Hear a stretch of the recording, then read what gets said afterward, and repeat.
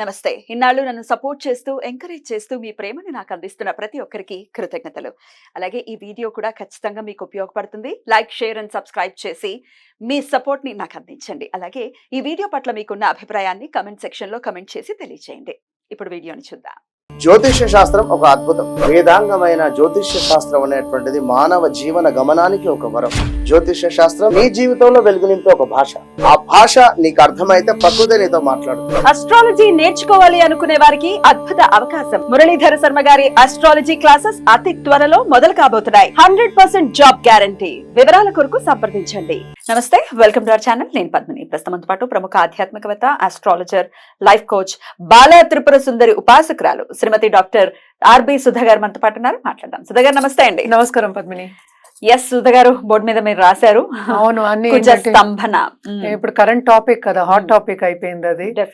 ఇన్నాళ్ళ స్తంభన ఏంటి సుధా గారు? స్తంభన 7th జూన్ వరకు. అవును, స్తంభన అనే దానికి మనం ఆల్రెడీ మాట్లాడుకున్నాం.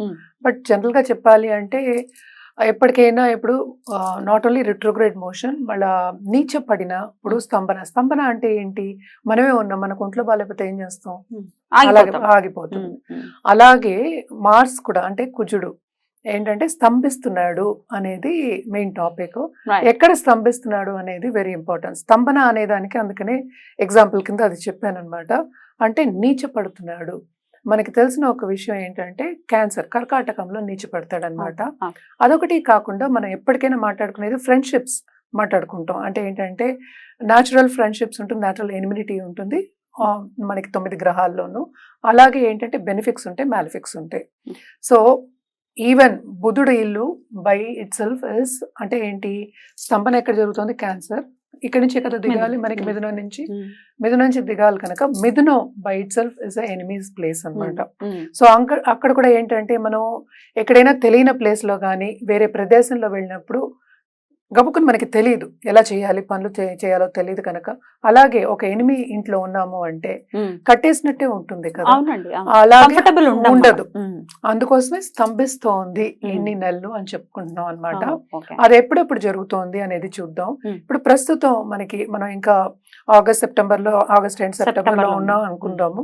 ఆగస్ట్ 26th నుంచి మిథునంలో ఉన్నారు. సో మిథునం నుంచి మళ్ళా ఏమో కర్కాటకంకి October 20th వెళ్తున్నారు అనమాట. సో వెళ్ళిన తర్వాత అక్కడ రిట్రోగ్రేడ్ మోషన్ అనేది జరుగుతోంది. అంటే క్యాన్సర్ లో నీచ స్థితిలో జరుగుతోంది. అదేమో 21st జనవరికి మళ్ళా మనకి మిథునంలోకి వెళ్తారనమాట. సో October 20th నుంచి 21st Jan వరకు రెట్రోగ్రేడ్ లోనే ఉంటారు ఆయన? లేదు, కిందకి దిగిన తర్వాత రిట్రోగ్రేడ్ అవ్వాలి కదా. అవ్వాలి. రెట్రోగ్రేషన్ లోనే నీచంలో రెట్రోగ్రేడ్ రిట్రోగ్రేడ్ అంటే కిందకి దిగాలి కదా. So that is direct motion. So మళ్ళా రిట్రోగ్రేషన్ అయినప్పుడు వెనక్కి వెళ్ళాలి కదా. సో వెనక్కి ఎప్పుడవుతోంది? అది మనకి జనవరిలో అవుతుంది నెక్స్ట్ ఇయర్. మిథునంలోకి వెళ్తున్నారు. అది నేను అందుకనే 6 వేశారు. ఫిబ్రవరి వరకు ఉందన్నమాట అది. సో ఫిబ్రవరి వరకు అంటే రిట్రోగ్రేషన్ మోషన్ అనమాట. అంటే 24th ఫిబ్రవరి వరకు ఉంది. మళ్ళీ డైరెక్ట్ మోషన్ అవ్వాలి. రిట్రోగ్రేడ్ అయిన తర్వాత మళ్ళీ కర్వ్ తిరగాలి కదా, వెనక్కి తిరగాలి. అప్పుడే కదా మనం డైరెక్ట్ మోషన్ రావాలి. So direct motion 24th Feb నుంచి 3rd April మనకి మిథునంలో అవుతున్నారు. దాని తర్వాత ఏంటంటే 3rd April కి మనకి కర్కాటకానికి వస్తున్నారు అనమాట. June 7th వరకు ఇక్కడ ఉంటున్నారు. తర్వాత June 7th కి మనకి సింహంకి వెళ్తున్నారు అనమాట. సో ఇన్ని రోజులు ఏంటంటే ఇది చాలా ఎక్కువ రోజులు. యూజువల్ గా మార్స్ మనకి కుజుడు 45 days లో మనకి మూవ్ అవుతూ ఉంటారు అనమాట. సో ఈ రిట్రోగ్రేడ్ మోషన్ మూలాన్ని అక్కడే తిరగడం మూలాన్ని ఈ 2 రాశుల్లోనే కుజ స్తంభన అనేది ఏర్పడుతోంది. ఎందుకంటే నీచ స్థితిలో ఎవరు ఏం చేయలేరు, అలాగే ఎనిమి హౌస్ లో కూడా ఏం చేయలేరు కనుక. సో ఇవన్నీ ఏంటంటే 12 రాశులు, 12 రాశుల వారికి ఎఫెక్ట్ అనేది ఉంటుంది. అంటే తప్పక ఉంటుంది కదా. మరి 9 గ్రహాలు ఒక గ్రహం అలా అవుతున్నప్పుడు ఉండదా? అలాగే మనకి జూపిటర్ కూడా రిట్రోగ్రేషన్ అవుతున్నారు ఇదే సమయంలో. సో కొన్ని రాశులకి బాగుంటాయి, కొన్ని రాశులకి బ్యాలెన్స్డ్ ఉంటాయి, జరుగుతూ ఉంటుంది. డిపెండ్స్ అనమాట. It is not only that. ఏంటంటే దీంట్లో కూడా మళ్ళా రిట్రోగ్రేడ్ అయినప్పుడు ఒకలా ఉంటుంది, Hmm. డైరెక్ట్ మోషన్ అయినప్పుడు ఒకలా ఉంటుంది. Hmm. సో రెండు విధంగా మనం చెప్పుకోవాల్సి వస్తుంది ఒక్కొక్క రాశికి ఓ అన్నమాట. రెండు చెప్తారు అయితే ఇప్పుడు. అవును, రెండు ఉండాలి అండ్ పరిహారం కూడా ఆబ్వియస్ గా చెప్తారు కదా? అంతే కదా. Right. జనరల్ పరిహారం అంటే మనం కుజుడికి Hmm. జపం అది చేసుకోవడం అనేది జనరల్ గా చెప్పుకునేది. Hmm. మనం ఒక్కొక్క రాశికి చూసి మనం విడివిడిగా చెప్పుకోవచ్చు. తప్పకుండా ఈ ఎక్స్ప్లెనేషన్ ఖచ్చితంగా వినాలి. వినకుండా డైరెక్ట్ గా వెళ్ళిపోవటం, డైరెక్ట్ గా రాశి గురించి తెలుసుకుంటే మనం నాలెడ్జ్ ఉంటే దాని అర్థం ఇంకాస్త బెటర్ గా అర్థం అవుతుంది మనకి. సో అందుకే ఇంత వివరణాత్మకంగా మాట్లాడుతున్నాం అన్నమాట. సింహరాశి వారికి ఎలా ఉండబోతుందండి కుజ స్తంభన ద్వారా?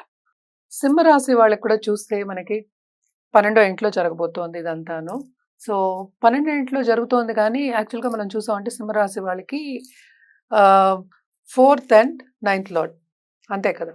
So 4th and 9th lord అంటే కంఫర్ట్ లెవెల్స్ తక్కువనే కదా అర్థం. అలాగే స్టూడెంట్స్ చదువుకునే వాళ్ళకి కొన్ని ఆటంకాలు వస్తాయి, వాళ్ళు అనుకున్న మార్క్స్ రాకపోవచ్చు.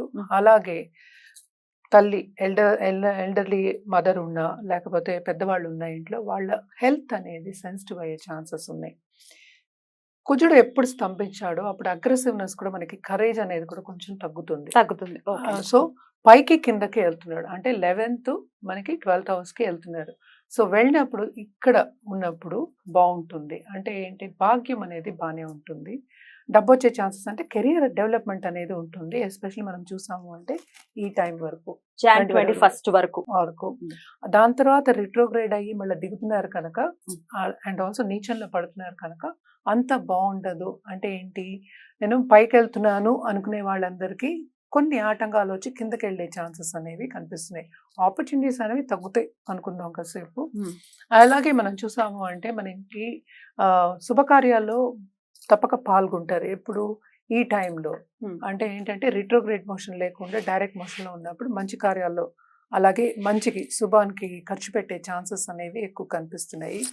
అండ్ ఆల్సో మనం చూసాము అంటే ఈ రాశిలో ఉన్న వాళ్ళ పిల్లలకి కూడాను కొన్ని ఆటంకాలు అనేవి తప్పవు. ఎస్పెషలీ పై చదువులకి వెళ్ళాలి, నేను పై చదువులు చదువుకుంటా అనే వాళ్ళందరికీ కొన్ని ప్రాబ్లమ్స్ అనేవి, అంటే ఆటంకాలు అంటే వెళ్ళే స్థితి అనేది కొంచెం తగ్గుతుంది. ఎస్పెషలీ మనం మాట్లాడుకునేది 8 నెలలు. సో ఫస్ట్ బాగున్నా కూడా అంటే స్టార్టింగ్ ఆఫ్ ద ఇయర్ వరకు బాగున్నా కూడా ఇయర్ ఎండ్ తర్వాత 3 months వరకు అంత బాగుండదు అని చెప్పుకోవాలన్నమాట. ఎందుకంటే మనం రెండు మాట్లాడుకుంటున్నాం, అటు రిట్రోగ్రేషన్ డైరెక్ట్ అండ్ ఆల్సో మనం మాట్లాడుకునేది స్తంభించడం అంటే ఏంటి, స్టాప్ అవ్వడం అనేది. సో బిజినెస్ పీపుల్కి ఎస్పెషల్లీ మనం చెప్పుకోవాలి అంటే వాళ్ళకు కూడా ఏంటంటే ఇప్పుడు స్టాగ్నేషన్ వస్తుంది అని చెప్తాం కదా, అలా స్టాగ్నేషన్ పీరియడ్ వచ్చే ఛాన్సెస్ ఎక్కువ కనిపిస్తున్నాయి.